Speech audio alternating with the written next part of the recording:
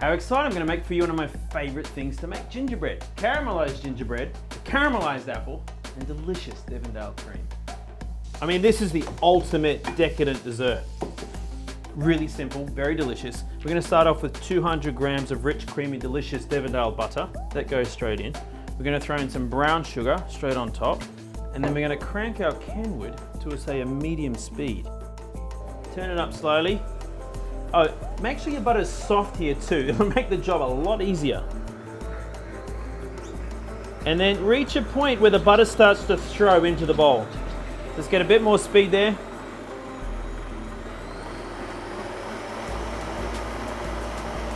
And now you can start adding your eggs one at a time.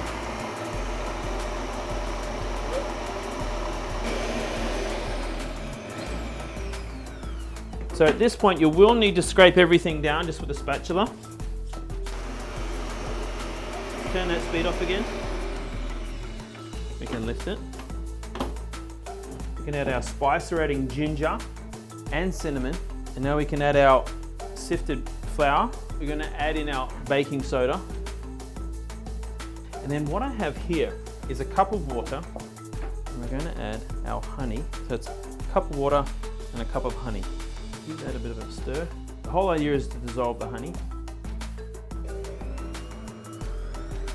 Now at this point we can start adding our water and honey.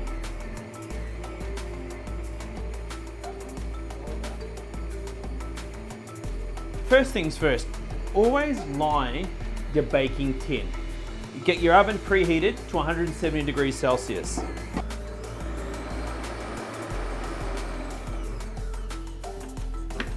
And there we have our cake batter.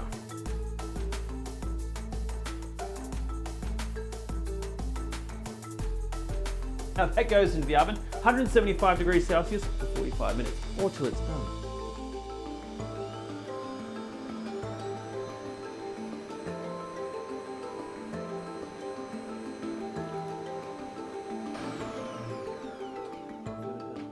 All right guys, so after 45 minutes of being in the oven, and I've tested it with a skewer to make sure it was cooked all the way through to the center, all we need to do is leave it out for a good hour to rest, cool down. This is the fun part. This is where you sort of make all the gingerbread taste like the outside endy bits. So all I'm gonna do is just trim a little bit, because the chef needs to eat that bit. Now I've got some softened Devondale butter here as well.